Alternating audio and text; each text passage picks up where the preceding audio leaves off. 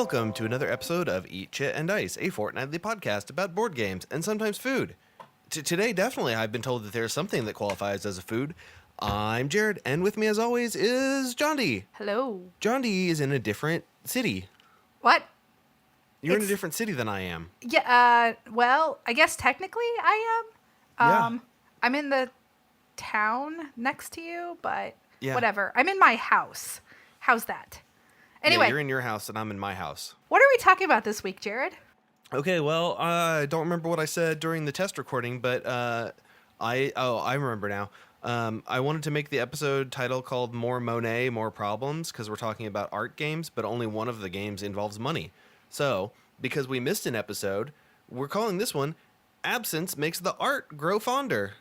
Hee hee hee. Yeah, so obviously art games. And the first one we're going to The first one we're going to talk about is modern art, which is by Simon Games, or I guess they're pronouncing it Come On Games. Come on. Yeah. So, Come on. modern art Come is... on. Okay, are you Come done? on. Are you done? Okay. I'm just yelling. I'm just screaming in my house. Come on. Okay. This so, is a game by Reiner Knizia. It's an auction game. Yes. It's an auction game where each player on your turn, you're playing as the art gallery, I guess, auctioneer or whatever. And you're auctioning off pieces of art that come from your hand. All of the art in the game is by actual modern art style artists. So Which means some it of it's, looks real strange. yeah, some of it's pretty funky. But that's kind of how modern art is. So, Now, John D, hold on just a second, because I do need to say there is a version of this game that you can get that is that uses real 19th century art rather than modern art, but I think that kind of defeats the purpose of the game. it does. Because the purpose of the game is to try to trick other people into buying this. All right, I know art is subjective, but I'm just going to call this. You're trying to convince the other players to buy crappy art at inflated prices.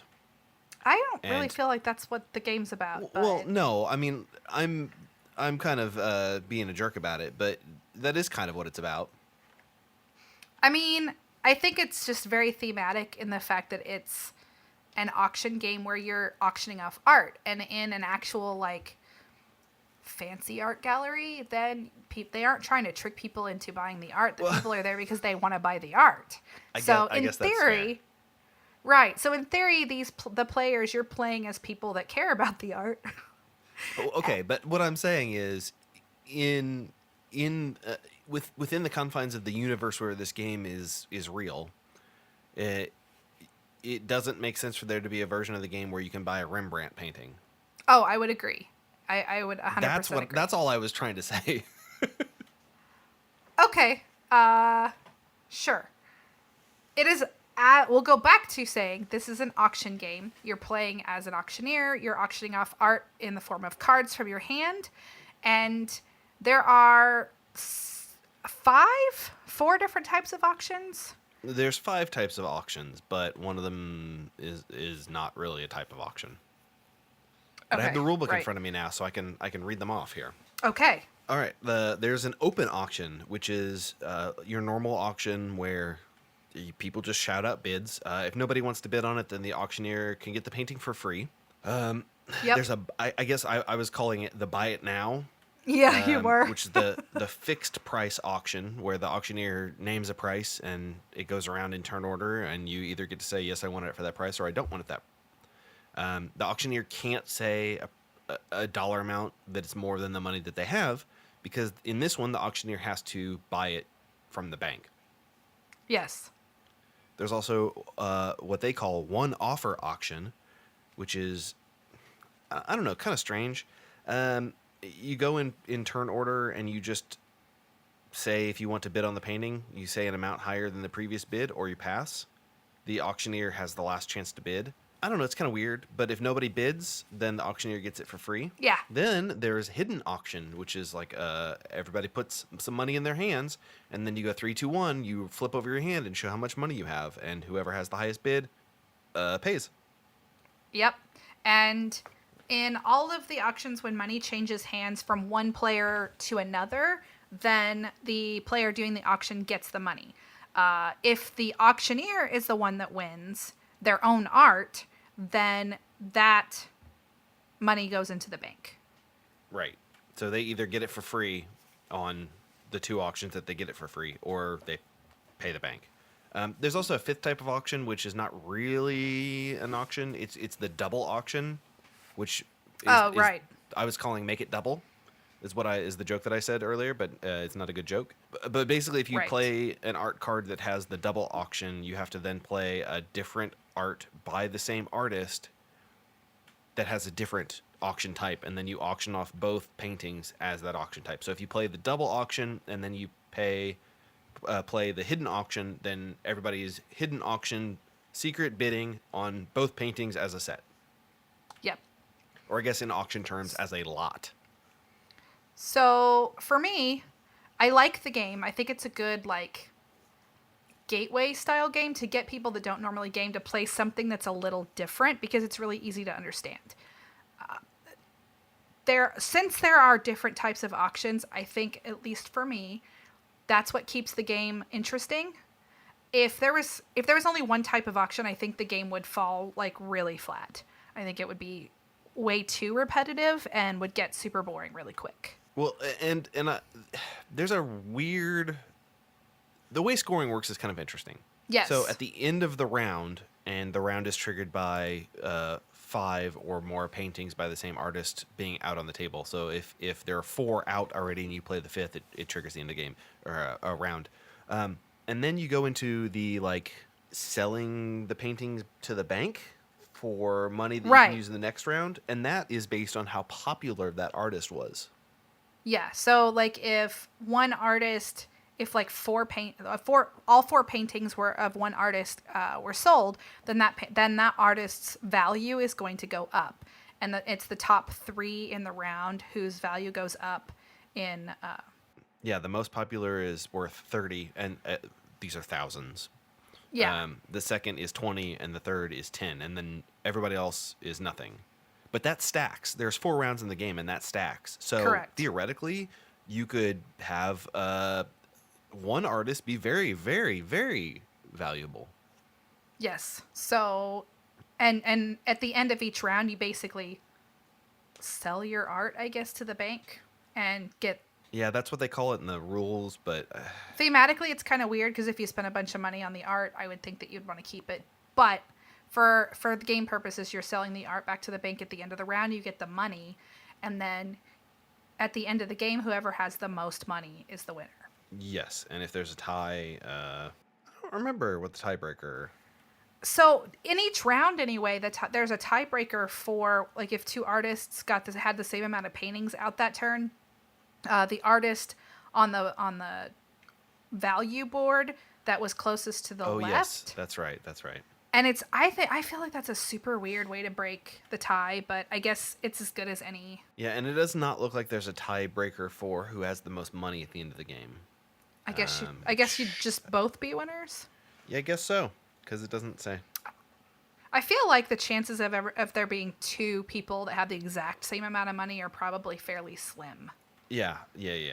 I'm sure you're right, but it could happen. Right. Maybe it just wasn't ever seen in playtesting or something. I don't know. Well, this game is also super old. It's been around for at least 15 years, I think. Yeah. I'm not sure what the first publishing was, but I know it was like 15 years ago. Yeah, I played the game like over like a year ago at last year's BGG Con, and the version I played was very different. The art was older. It was still like, in my opinion, ugly modern art, but it's it was from old. 1992. That was probably the version I played, was the 1992 version. Well, there you go. So when I said like at least 15 years old, yep, it is. Yep, 27 It's a lot older years than old. Yep. Okay, cool. Well, I think it's an okay game. I didn't not have fun, but there were definitely parts of the game where I was like, well, I can't really strategize because I can't force other people to bid specific amounts on specific paintings. So I'm just going to lay down this and say a number and see what happens. Right. Like, I think the strategy in a game like this is really just when you're choosing what art you're going to play to try to auction off, you're trying, I guess, to try to manipulate it in such a way that whatever you've been buying might become more valuable. I know. Alternatively, you could just force bidding wars between the other players and then lose every auction. Well, not every auction, but lose a lot of the auctions and Have a not bunch of money. spend that much money. Yeah. Yeah. Yep. I know one of the, I think it was the final round, I think, where I knew I had the most amount of art of one artist, and I knew if it made it around to me again before the game ended, then I was going to be able to play that last card and end the game before any of the other artists were able to catch up. So Yeah. there's just a little bit of strategy there, but not a lot. This is a game where you have no idea if you're winning or losing until the end of the game. Yeah, because the money is hidden behind little player screens.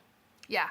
Yeah, in fact, I think the whole game we thought that Kat was winning, and it turned out... I thought for sure she was going to Oh, win. yeah, me too. But it turned out that you won. So it's just, there's no way to know until the end of the game, like, who's winning. Unless in your head you're actually, like, calculating how much they've gotten versus how much they spent. And if you do that, then you're way too complicated of a gamer.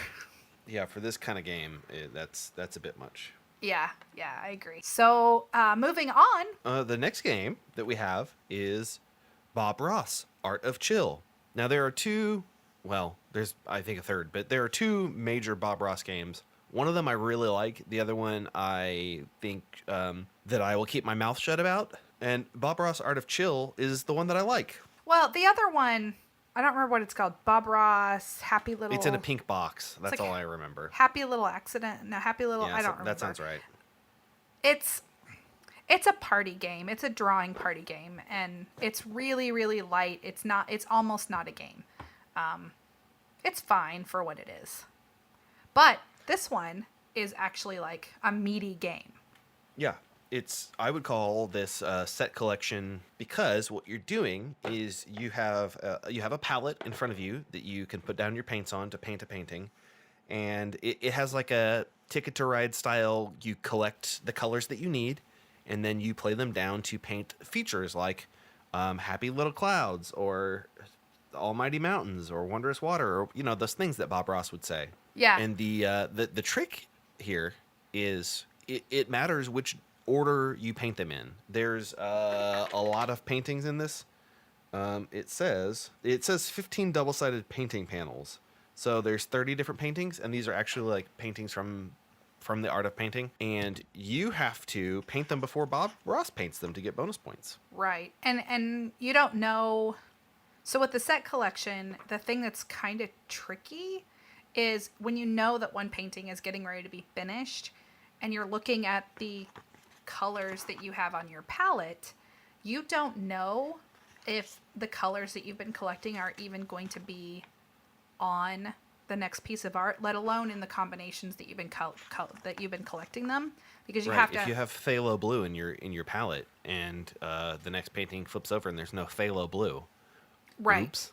Right. So then you basically have to wipe everything that you've been doing clean. And that's both makes the game interesting and very frustrating, because basically everything you've done from the time that you painted your last painting until that point is completely worthless and you have to start over. So, take it as you will. That's both a plus and a minus for the game, in my opinion. So the basic rundown here is on your turn, you roll a die. And the die results will either be that Bob Ross does a thing. So you'd flip over one of the Bob Ross chill cards that has different game altering effects on it, and then you'd move Bob along his painting progress. Or it will give you a bonus action. So the actions that you can take is you can draw art supplies cards, which are paints and brushes, and it's the same card, which I really like that. So you can be like, okay, well, great, I don't need this orange anymore, but I do need the palette knife, so hooray, I can flip it around. They're not double-sided, but they're halfsies. Yeah. You can also apply paint to your palette, which means you play the cards down from your hand onto your palette into the, there's 2 palette zones that you can, you're mixing and matching the colors to paint the painting features. You can wash your palette, which is what you have to do when you screw up. You can sweep the art supplies cards, which just means to reset the draw pile. You can earn a technique card. Now, this was interesting. So to earn a technique card, if you have 2 matching cards, you can discard them so that in the future, if you use those things, you get a bonus. So if it's like, okay, I've got a bunch of extra orange cards in my hand, and I know I keep using orange as an example, but let's just go with it. I've got a bunch of extra orange cards. Well, I see here, if I discard 2 identical orange cards, I can get this card that gives me a bonus point every time I paint something that uses orange. So it's kind of a way to like burn through some extra cards and also get extra points. When we played it, John D was the only one that did that. I was, and I used it a lot because after I got a technique that was I was using the knife. What do you call that? Yeah. Art. But anyway, I was using it, that it gave me extra points if I painted a painting using that tool. And so then the rest of the game, I tried to focus on whatever painting on the card was using that tool because it would give me that boost of points. Yeah, and then obviously the last action here is that you can paint part of the painting, which is the whole point of the game because that's how you get points. So you get points based on how many colors you painted with, not how many like blue cards you used, but how many colors that it takes to. Like, let me look at an example here. Happy Little Trees needs green, brown, yellow, and a fan brush. So that would be worth 3 points because there's 3 colors. If you were the first person to paint that feature on the painting, you would get bonus points. 2 bonus points if you're the first, 1 bonus point if you're the second. And if you paint that feature before Bob Ross paints it, when he moves on his little painting track, you also get bonus points for that. So there's a lot of ways to get bonus points. It's the first to 30 points. Yeah. First to 30 points wins. And that's the person who's the most chill. Yeah, whatever. Some of the themey parts of this game are a little stupid, but I like it. The game itself is great, and it is really cute. There's a little Bob Ross meeple.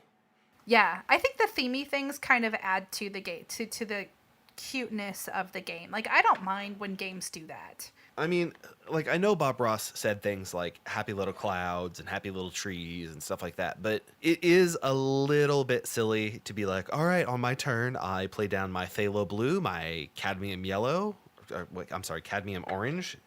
Cadmium yellow. I play down my sap green, and I use my fan brush to paint an almighty mountain. Like, all right, just Oh, so does that mean that this game can't be a role-playing game if you try Oh, it hard can enough? be, John D. It Or- absolutely can be. Or just but that you didn't want to bother trying hard enough? I didn't want to roleplay as Bob Ross. That's fair. I was role-playing as me watching an episode of Bob Ross, The Joy of Painting, and painting along at home. But actually, that raises another problem that I have with this game, because if Bob Ross is painting these things in a very specific order as he moves along the track at the bottom of the painting, where do you get off painting that cabin before you paint your trees? Right. You can't skip ahead here. Maybe you watched that episode before. It's a rerun, yeah. I mean, I think most of the episodes I've ever seen were reruns by the time I saw them. Well, all of them are reruns now. Well, yeah. I find his show really boring, but that's probably it's supposed to be. I know. That's why it's chill. Yeah. I think my grandmother used to watch them and paint along with him. Well, I got to tell you, one of my lifelong dreams, and I have looked into this, is to own a Bob Ross original. Really? Yeah. Is that a challenge for people that purchase birthday and Christmas gifts for you? Sure, but you should probably know that they range from $5,000 to $15,000. Oh, yeah, I figured. So, yeah, if you want to buy me a Bob Ross original, I'll get you a knockoff. Yeah, right. Well, you can get on eBay. You can get like you and I painted a painting while watching an episode, and it kind of looks like the one on the show. Like people will do Right. that, and they'll sell them, and it's like in the style of Bob Ross. Like, all right, no. I want a real one with a certificate of authenticity, and I have seen them, and they are, like I said, $5,000. Well, if you're really good, maybe someday Santa will love you Yeah. enough to give you one. Yeah. Okay. Great. I don't know who publishes this. Big G Creative. I know that the design group Prospero Hall did the design work on this. Yeah. And you can buy it at Target, and it's like $25. I would absolutely recommend this. Yeah, I would too. Big G Creative is the same company that did the breakfast cereal game that we thought was hilarious. Okay. All right. Well, there you go. Um, yeah, I know at one point Target had they had a bundle deal, and this is long gone. But you could get the Bob Ross Art of Chill board game and a Bob Ross Funko Pop, where his beard and afro had been flocked. And if you don't know what that means, it means like they glued microscopic fuzz to it, so it feels fuzzy. I'm sure you've seen those toys that are fuzzy. Oh yeah, I'm pretty sure I had some. A lot of like vac trays back in the day had that weird. Oh yeah, you're absolutely right. Yeah, so that they were like velveted. Right, and then after having it for a long enough time, it would start wearing off or being like super gross looking. Yeah, but you're So- not supposed to open your Funkos anyway. You're supposed to leave them in the box.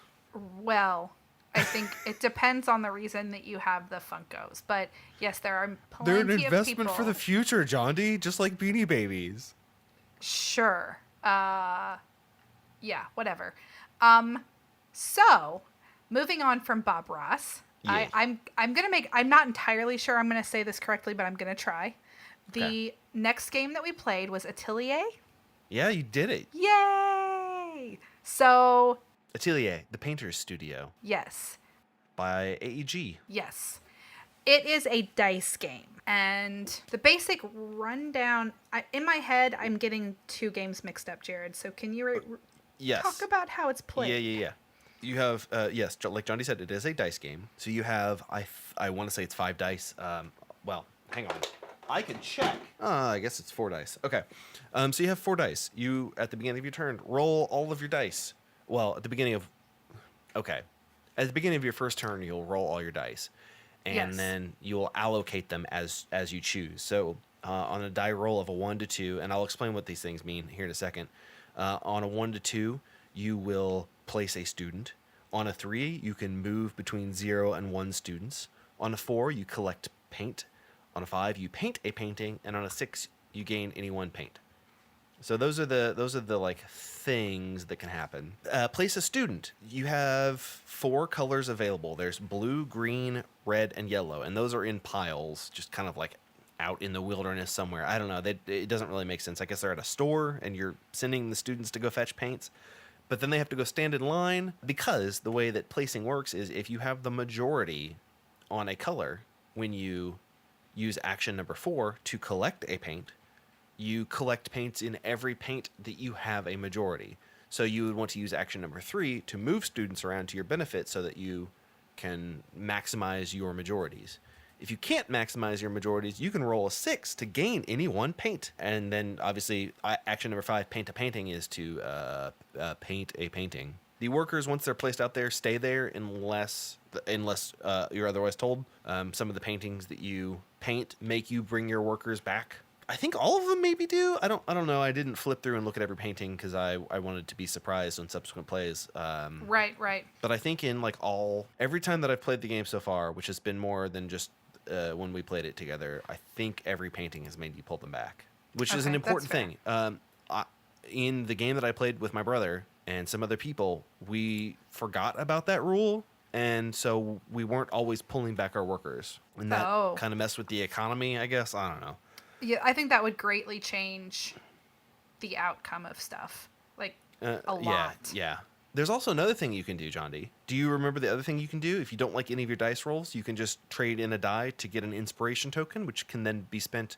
1 inspiration token can be spent to re-roll a die that you don't like the result of. Yes. 2 can paint a painting without using a die. And 3, you draw a patron card, and patron cards at the end of the game give you bonus points. Yes. I don't think we did any of those things. Or maybe I drew 1 No. patron card. Yeah, you had you start with 1, and I don't think you ever used any of your. I don't think you ever gained an inspiration token or spent an inspiration token. I don't think I you did were you were either. getting you were getting dice rolls that were beneficial to you. Yeah, mostly.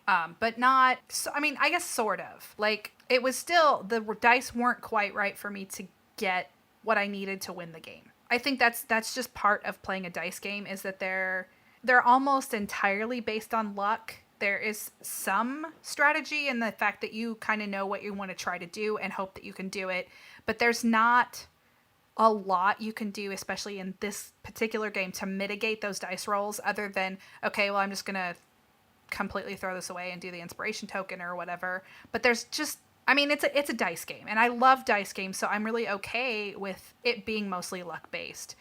But the dice weren't as much there for me as I had hoped that they would be, if that makes sense. Yeah, yeah. So I want to say something about this game that we will be revisiting when we talk about the next game. This game uses a bunch of like classic public domain art.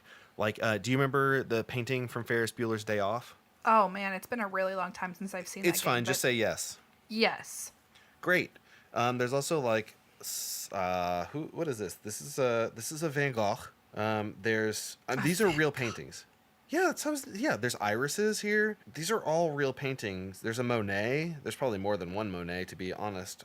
Based on there's just a lot of these are real paintings. Yes. These are like legitimate real paintings. And it saved AEG a butt ton of money because they didn't have to pay for art. Probably. There are 40 oversized painting cards that showcase magnificent works of the 19th century.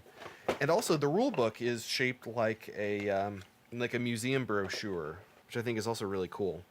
Yeah, I like the design of this game was really good, like as far as the graphic design goes. And I did not dislike the game at all. It can be very quick. It can be a very fast game. The box says 30 to 45 minutes. I would say if you're playing a 2-player game and you get some good dice rolls, I would knock that down to 15 to 45 minutes. Yeah. I mean, well, dice games should be quick games. Like, if the dice game lasts more than 45 minutes, then there is something wrong with that game. Yeah, or the players. All you have to do to win is you have to get, I think it's 4 paintings. Some of the paintings have stars on them, which are like the more difficult ones that aren't just it takes 2 paints to get them. And if a player ends up with 3 of those, then it triggers the end of the game. Yeah. Which can be really, really quick, just depending on how quickly they come out. Yes, and the end game I like because it's not just okay. Well, I triggered the end of the game; it's over. You get a whole another turn, so that you're not like, well, I would have been 1 turn away from scoring a bunch of points. Well, guess what, John D? You get to do that. You get to do that one last turn to score a bunch of points. And I like when games do that. I mean, some games it doesn't make sense to do that, and I get it. But when a game does give you a chance to like take one more turn, it lets you do whatever it is you were working up to. Hopefully. When we played this game, I wasn't able to. I wasn't quite where I needed to be to get the points I was working on. I probably would have needed two additional turns to get those points, but, that's the roll of the dice. As they say. Okay, sorry. I was opening Colors of Paris because I want to be able to talk badly about it. Okay. Well, Colors of Paris is very similar to Atelier. Yes, Colors of Paris. It's from Super Meeple. It's a rondel style game, action selection, worker placement. Yeah. So the way the game works is you play in a series of rounds.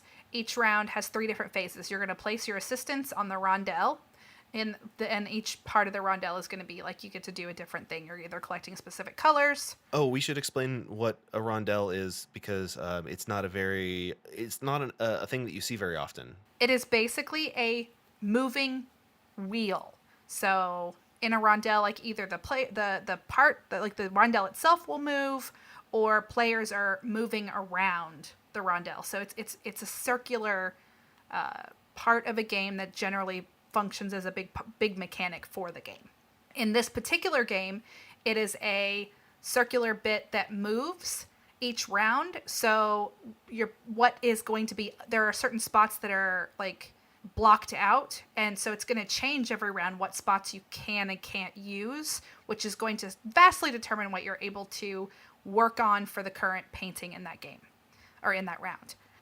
So each round has 3 phases. The first phase, just like any like worker placement type game, is going to be to place the assistants in player order.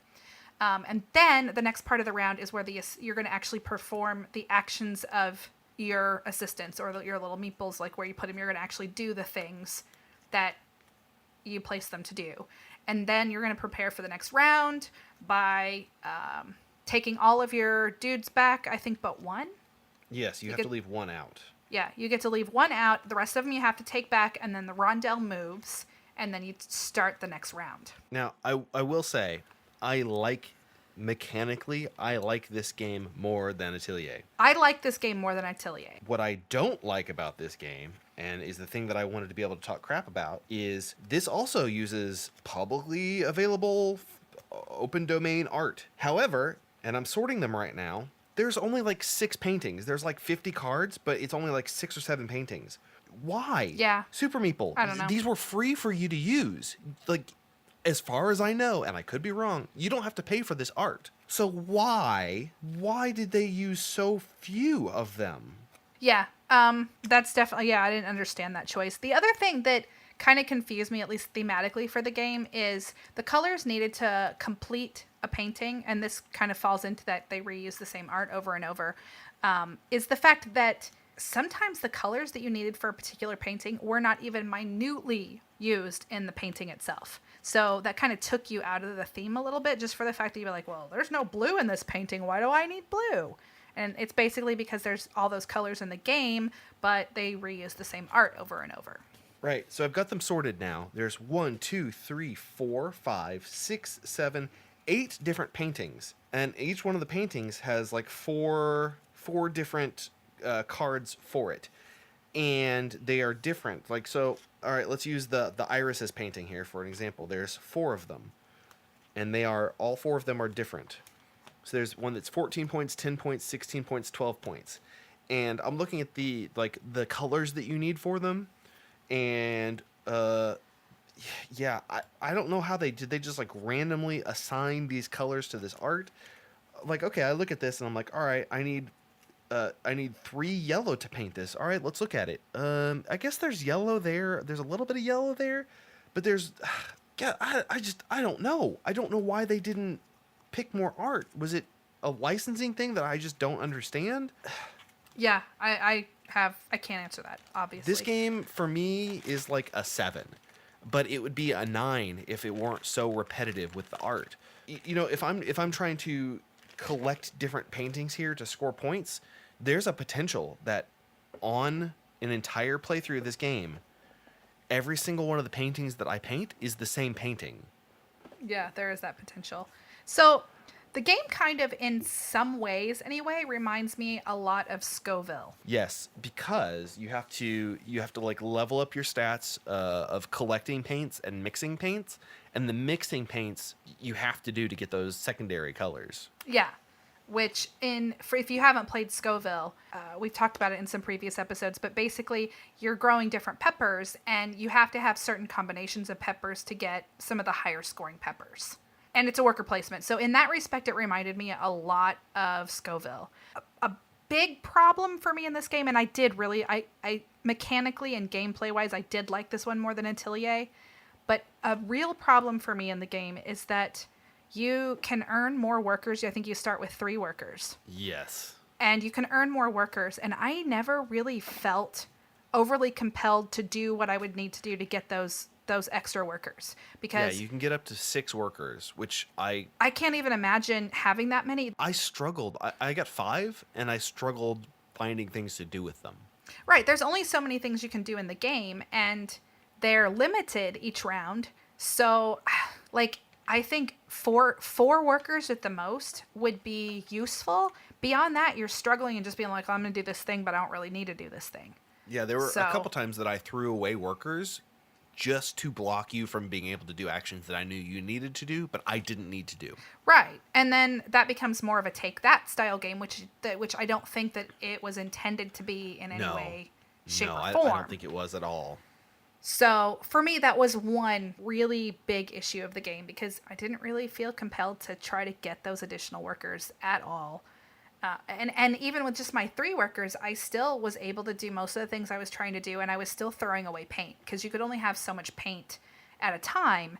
And even with those 3 workers, there were times that I had way more paint than I needed, and I was throwing that paint away because I didn't even really have a thing to do with my 3rd worker. So I think that was a bit of an issue in the game, at least for me. Yeah, I think the game itself is great. I think that it is, out of all of the games that we're talking about in this episode, I think this one is probably, I want to say, and I think Johnny's going to have some objections with this, I think this is the best actual, like, game. Oh, no, I would agree. Okay. Of these 4 games, it's probably my favorite. So in this particular game, and that, I think it's the case, was kind of, actually I don't know that it was the case in any of the other games we played. This particular game, the first player has a huge, huge advantage. And you can steal the first player from other people, and I probably should have utilized that more than I did, because the first player has a huge advantage. Yeah. So one of the things that happens, first of all, is you have to leave one of your players out on the rondo, one of your characters, and I think that is a fine mechanic. But being able to also then go first and say, okay, well, I've already got a dude that I left here last round that's blocking what everybody else needs to do. I'm the first player. I see that everybody else is waiting on a blue because they need blue paint to win. So I don't need blue, but I'm just going to put my dude in blue because I go first and it's not going to hurt me to have blue. I can just throw it away at the end of the round. So one of the spaces lets you get the first player marker, but then you also have to take a paint that is worth negative points if you choose to use it. Now, that paint itself counts as a wild, so there is a benefit to using it, but it's also like a negative 2 points at the end of the game. Yes. So you kind of got to balance, like, do I want that, or do I want to not ever be able to paint anything because I can't get blue paint? Yeah. The by far the most valuable spot on the worker placement board was the imitator one, because it allows you to copy the action of any assistant on the board, including any of those of your opponents. Yes. And yes, that one is good. And that one is basically going to be taken by the first player every single round. So if you don't want to have those negative point paints, then you're not going to get that first player marker, and you're going to generally not get that imitator spot. Again, the first player has a huge advantage, and if you play this game, I would stress that you should definitely utilize the taking of the first player token more than I did. Yeah, I think that's fair. All right.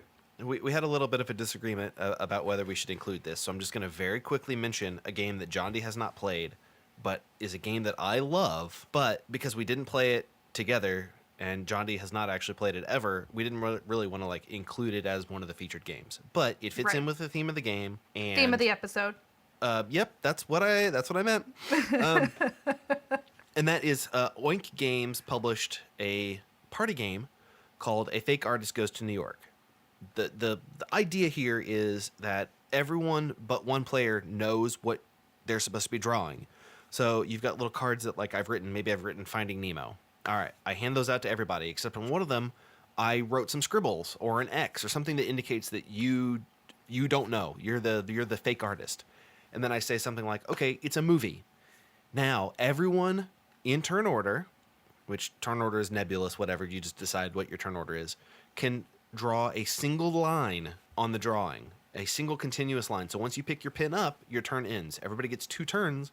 At the end of everyone taking 2 turns, the fake artist can either say, I'm the fake artist, I know what this is, it's this, and win, or at any point people can say, hold on, you don't know what's going on, we suspect you, and then at the end of the game you can say all right, you're the fake artist, you don't know what this is, caught you. And it's a party game, but it fits in with the theme of this game and the episode, and it is definitely one of my favorite party games, so I just wanted to talk about it. It's available at Target. You can get it. It should be at every Target. Well, and that's a fairly new development. Oink Games used to be fairly difficult to get a hold of. You either had to order them. I had to buy mine straight from Japan and pay $20 to ship it. Or you would have to wait until they come to Gen Con, and I think maybe they do now, yes. So you could pick them up at Gen Con, and that was about the only times that you would be able to get the game. But Fake Artist, it has been on my list to try for a long time. I think every time it's come up as a game that we want to play, we really haven't had enough players. So well, hopefully we can play it at a holiday party that's coming up in the next couple of weeks, and then we can do a brief update about it. Yeah. I think that would be a good idea, because it's definitely on my list to play. But I haven't played it yet. It's always on my list to play. Right. And well, since I haven't played it yet, I really can't comment on whether or not it would take a spot above any of my current favorite party games. That's fair. But we did a cool thing this past weekend that had nothing to do with board games. It had something to do with board games. Did it really? Mm-hmm. I mean, we did play board games that day. Yep. But kind of what's kind of big, I think, going to become a yearly thing that we do is We went to look at Christmas lights. John D's hyping it up, but we went to look at Christmas lights, but like fancy Christmas lights. So we live near the only town in all of the United States that is named Santa Claus. And there's a theme park there called Holiday World, and there's lots of like Christmas themed things which you would guess would exist in a town called Santa Claus. So Holiday World actually funds this really, really fancy, really kind of cool like light display every year, and it's fun to drive through. And we always kind of make a whole trip of it. Like there's a place called Santa's Candy Castle, and we go there every year and buy ornaments or candy or whatever. And they also make all kinds of fancy hot chocolate, which I think is a big reason why we keep going back there, because the hot chocolate is really good and we're there anyway. And then they also, during this time of the year, they do chestnut roasting on an open fire. So we get hot chocolate and we Like a bonfire. Yeah. So we get to eat a couple chestnuts. We get some amazing hot chocolate. So I think, Jared, you get the same hot chocolate every time, right? Yeah, the Mexican spiced hot chocolate. And you drink it and go, this is so good. Yep. And I've tried a different one both years. I cannot remember what I got last year. This year, they also do white chocolate, hot chocolate. And I had never had it before, so I was like, I'm going to try this. So I don't remember the flavor, but it was a white chocolate. And I liked it okay, but it was really, really, really sweet. And I'm not sure I would choose it again, but it was like super fancy hot chocolate. So, and I was drinking hot chocolate today while we were recording too, with marshmallows. Good for you. I don't know what you... Cool, John D. I'm just saying, we're talking about hot chocolate, so... Yeah. Since it was on my mind, I was like, I want some hot chocolate, and I made some before we started recording. So it was just boring like Swiss Miss. There's like lots of fancy ways that you can make hot chocolate at home. Yeah, I ordered from Amazon for like $3 a little like circular wedge of Mexican hot chocolate that you can either eat as a candy bar or make into a cocoa, and it should make like 16 cups of cocoa. Cool. I mean, this is like real hot chocolate, like how they used to do back in the Aztec days. In the Aztec days, okay. Yeah. I do really like if you could make like real hot chocolate. People didn't used to eat chocolate, Johnny. They would just drink it. Okay. But hot chocolate's pretty awesome, especially to drink in the wintertime. So, yep, just thought we'd mention the hot chocolate for, since we're supposed to do food at least once in a while. Yeah, do we have like a hot chocolate recipe that you want to share or anything? I'm confused about what's happening. We're just talking about hot chocolate because it's wintertime and people drink hot chocolate. All right, I don't like marshmallows except for the little crunchy fake marshmallows that you can get in Lucky Charms or in hot chocolate mix. That's fair. I like to put real marshmallows in my hot chocolate. Kickstarter. Yes, we're talking about 2 because I picked one this time. I don't often pick them. That doesn't happen very often. No, it doesn't. But there's one that I haven't backed it yet because Christmas time and budget, but it's going to be really hard for me not to back it. It is a Queen Games Kickstarter expansion for the game Rune Stones. This one's Rune Stones: The Enchanted Forest. And this is the second expansion for the game. I don't have the first expansion. I meant to pick it up at PAX Unplugged, but I forgot. But I'll pick it up at some point. Rune Stones it's the main mechanic of the game is deck building, but it's also deck destroying. Like, as you play cards in the game, you always have to throw a card away. You play 2 cards every time. You have to play them at the same time. And you have to throw away the higher number of the 2 cards because they all have numbers on them. And so you're building a deck, but you're also destroying your deck as you play. So I really, really enjoy the game. I think it's a lot of fun. So it's going to be hard for me not to back the Kickstarter because, yeah, I really like the game. This one, you're playing as druids in the game, and you're trying to be like the best druid or whatever. And this one adds familiars that gather magic plants.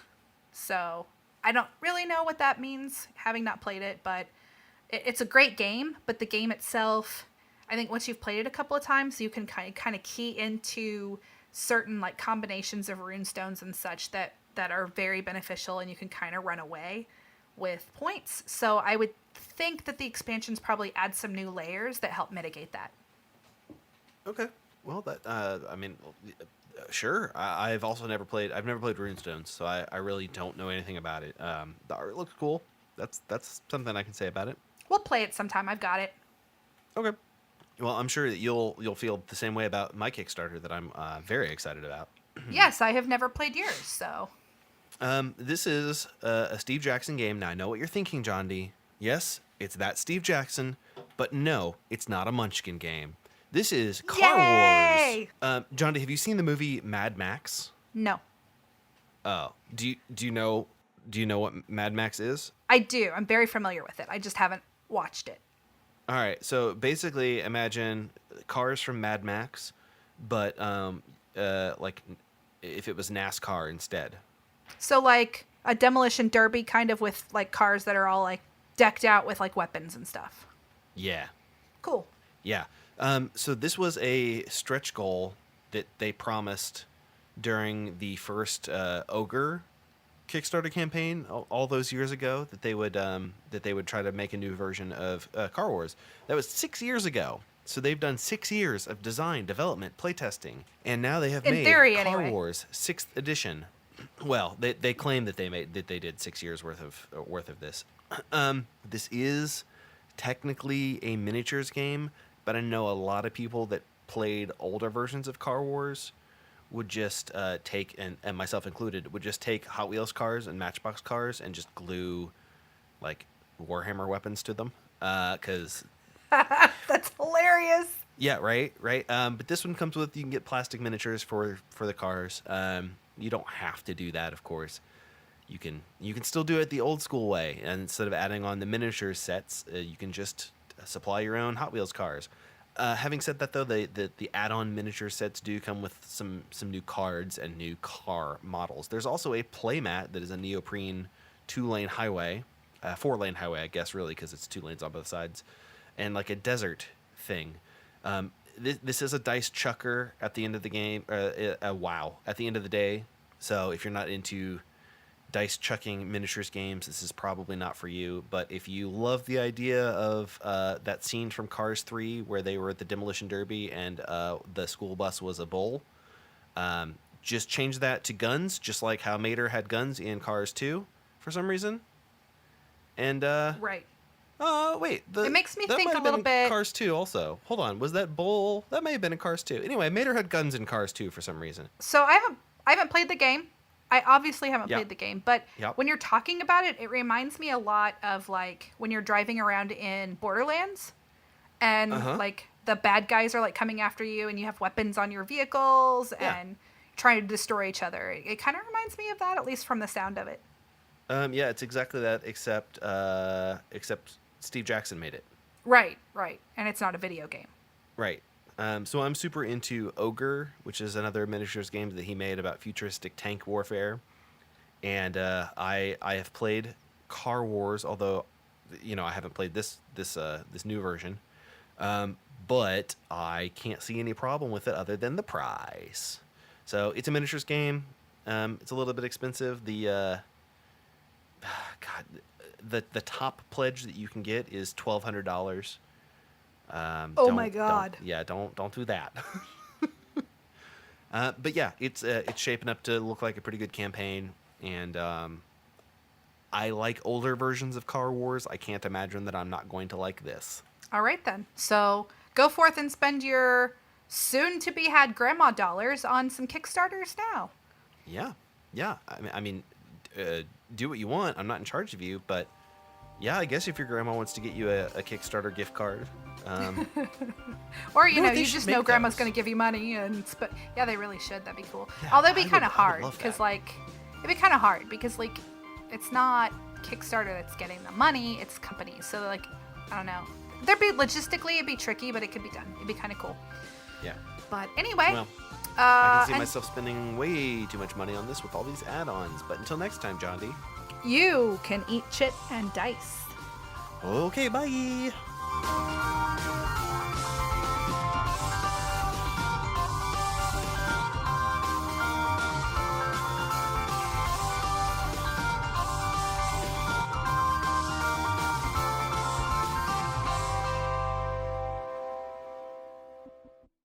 Eat Chit and Dice is an independent production of Swin Media and is distributed under a Creative Commons license. Attribution, non-commercial, share alike 4.0 international.